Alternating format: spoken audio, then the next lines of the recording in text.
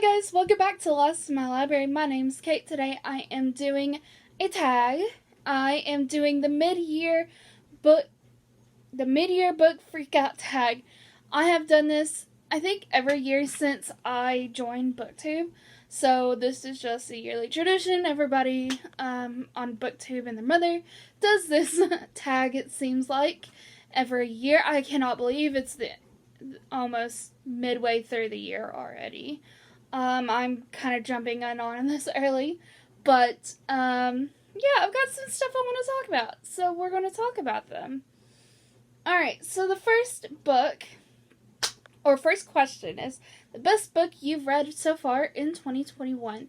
I think the best book that I've read this month I've been going back and forth because I absolutely really adored A Good Girl's Guide to Murder.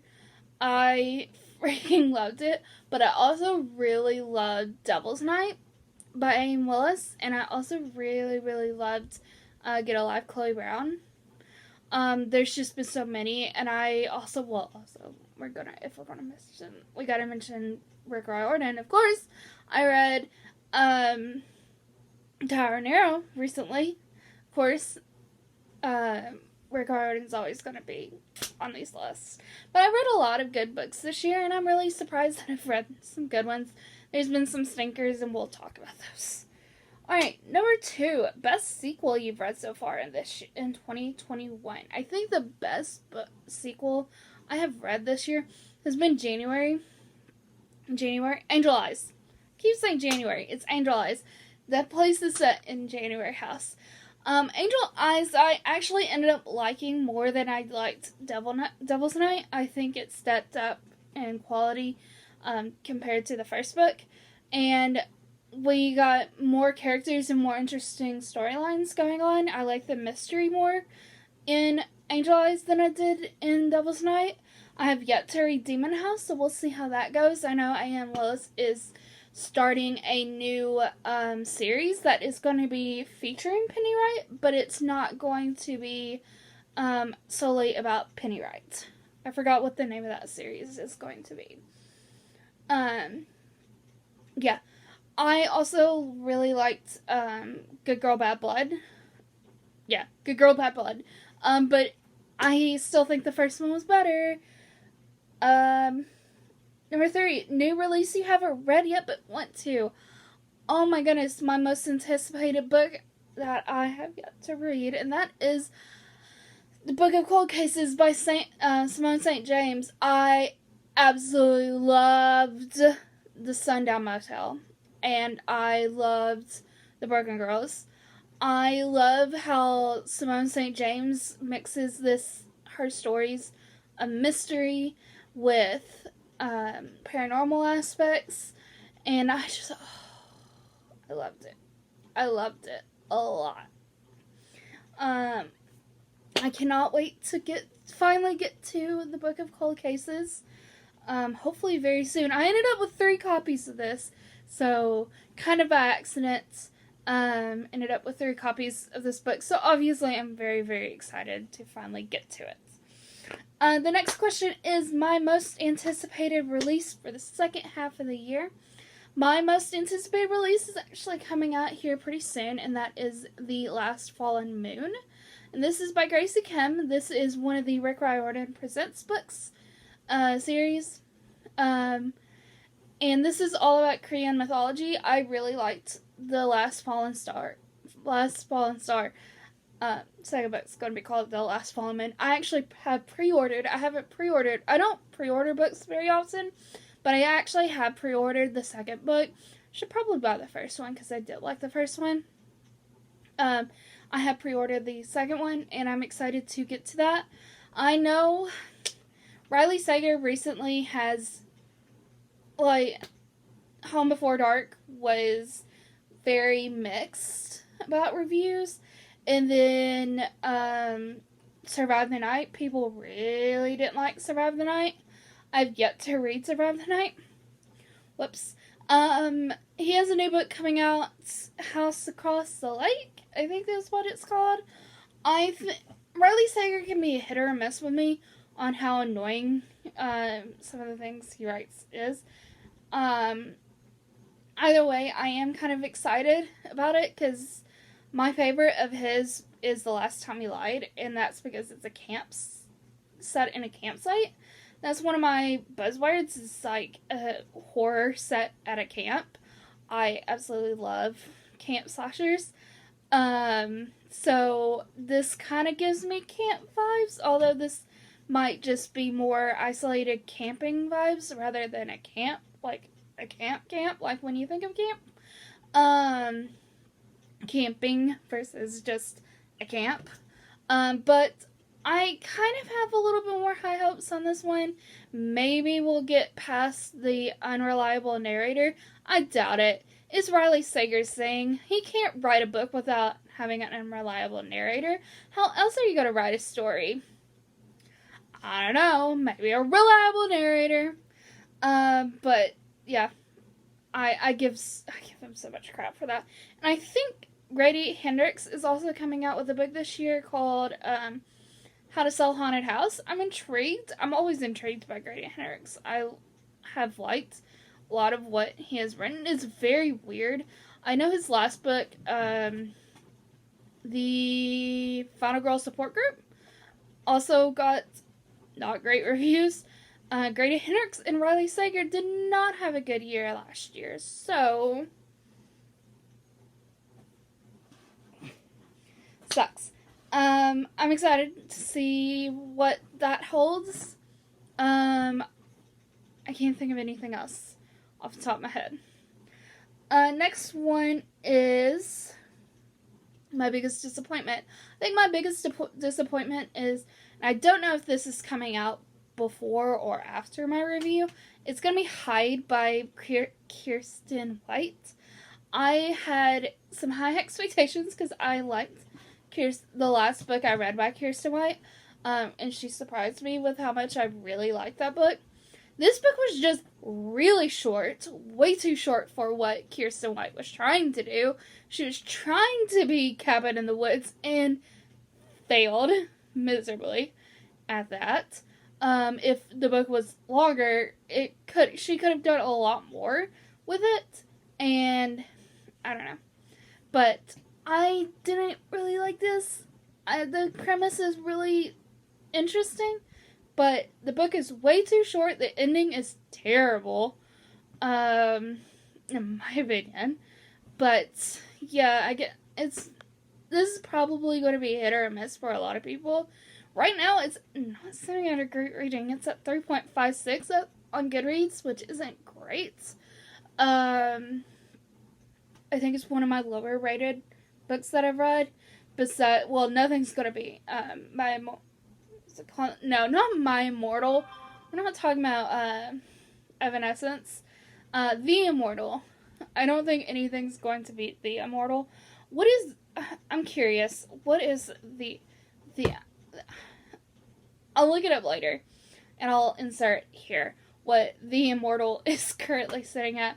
I think I have a whole vlog that I read where I read it. I think I read that in last April, maybe, or the April before. I think it was the April before in 2020, where I read like 8 books that I wasn't excited about, and ooh, that wasn't good. I still own it. I don't particularly plan on unhauling it because it's special. It's a special little turd that I have yet to want to throw away or get rid of. Maybe I should. Maybe more people should just experience this weird book. That's just not good. I don't know.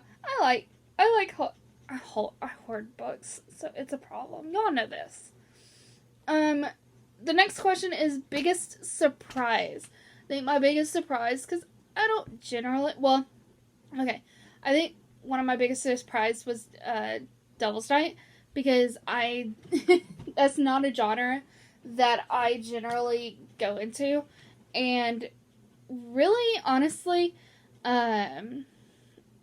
the books on Book Sirens haven't been books I've loved. And then I ended up really loving this, and then I ended up buying all 3 books in all of the series. So I think that's been the biggest surprise for me. Going down genres I don't generally read, and in romance, I absolutely loved Get a Life, Chloe Brown by Talia Hibbert. But I knew that had great ratings, and I knew that I probably would like it.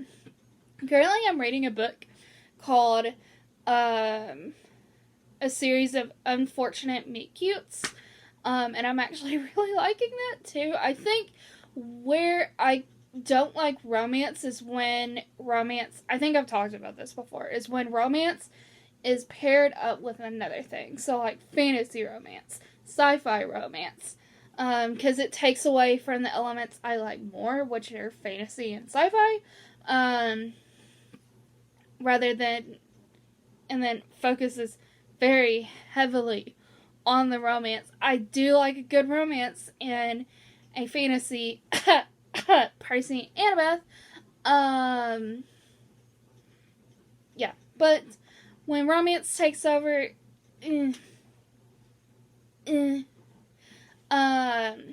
but I have enjoyed a lot of romances that I have read recently, and maybe I like romance when it's just pure romance. I don't know.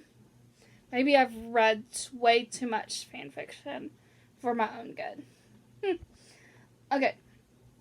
Next question is newest favorite character.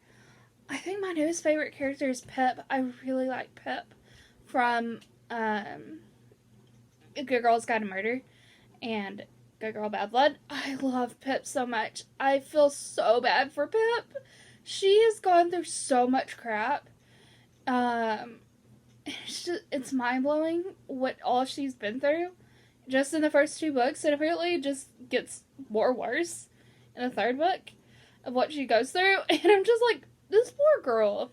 I love Pip. I love Pip so much. She's a true crime enthusiast, and she's, man, I love her so much. Alright, next question is the book that made you cry. Book that made you cry. I cried during Tower of Nero. There was a death in Tower of Nero, and I cried quite a bit. I was sad. And then the ending of Tower of Nero also hit me hard, and I was just like, really, ow, hurts. It hurt a lot.